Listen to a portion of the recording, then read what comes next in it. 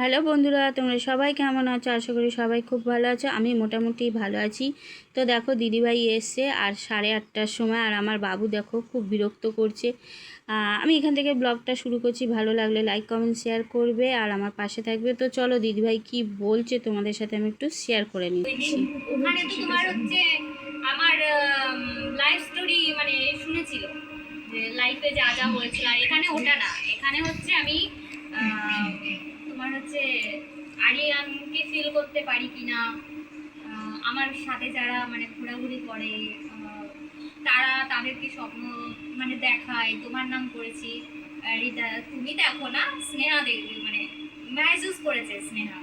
তো আমি বললাম যে রীতাদিকে নিশ্চয়ই চেনো, সবিতাদিকে বললাম, বলছে হ্যাঁ রীতাদির মেয়ে তো আমাকে মা বলে ডাকে। হ্যাঁ, তো তখন আমি বললাম যে ও একবার আমার বাড়িতে গেছিল, ও ফিল ফিল করেছিল, দিয়া গেছিল একবার বাড়িতে, ফিল করেছিল। তারপর সমিতাদি ফিল করেছিল যেদিন ফার্স্ট মানে আমাকে দেখেছিল। তো আমি এটাই বলতে চাইছি যে অ্যাকচুয়ালি আজকের পডকাস্টটা যে মারা যাওয়ার পরেও মানে প্রিয় মানুষ মারা যাওয়ার পরেও আমরা ফিল করতে পারি কিনা এটা নিয়েই ছিল। বা ওই যে বলে না, যেহেতু আরিয়ানার আমার মধ্যে প্রচুর প্রচুর লাভ ছিল, তোমরা অনেকেই জানো, যারা আমাদের ভিডিও দেখেছো তারা অনেকেই জানো। তো মারা যাওয়ার পরেও চলে গেছে কিনা, বা আত্মার তো মরণ হয় না, এটা বাস্তব কথা, দিয়ে আত্মা কিন্তু মরে না কখনো। তো এগুলো নিয়েই আর অনেকে আমাকে জিজ্ঞাসা করেছে, আমি রীতাদির ভিডিওতে বলে দিচ্ছি, অনেকে আমাকে এটা জিজ্ঞাসা করেছে যে দি ভাই তুমি কি আরিয়ানকে স্বপ্নে দেখতে পাও?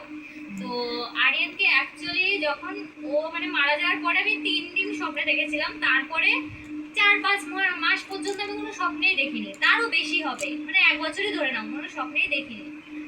কারণ জানি না, আমি মানে অতিরিক্ত ভাবতাম যে ও হয় না, অনেকে বলে যে বেশি ভাবলে মানে যাকে নিয়ে তুমি বেশি ভাববে তাকেই স্বপ্নে দেখায়। বাট না, আমি প্রচুর ভেবেছি প্রচুর ভেবেছি, কিন্তু আমার রাত্রে স্বপ্ন আসেনি। আর এখন আমি মানে রোজ না, 3-4 দিন পর পর আমি আরিয়ানকে দেখি, স্বপ্নে দেখি, আর ফিল করতে পারি। তো কি কি মানে ও সবকিছু এখানে খুলে বলবো না, তার জন্য সৌমিতাদির চ্যানেলটা দেখতে হবে, মানে ফলো করতে হবে। আমি অবশ্যই কোলাবোরেশন করে দেবো, মানে আমার চ্যানেলের সাথে সবাই দেখতে পারবে, আমি শেয়ারও করে দেবো গার্ডিয়ানকে আমি আদৌ ফিল করতে পারি কিনা, বা ও এখনো আমার আশপাশে আছে কিনা।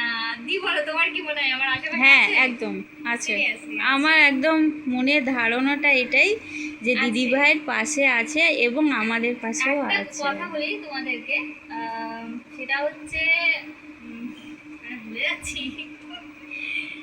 আহ, আজ অব্দি তুমি সোশ্যাল মিডিয়ায় ধরো, রীতাদি তোমাকে বলছি, এটা আমি সোশ্যাল মিডিয়া বা সোশ্যাল মিডিয়ার বাইরে অনেকে আমার ক্ষতি করতে চেয়েছে, আজ অবশ্যই। অব্দি পারেনি কিন্তু।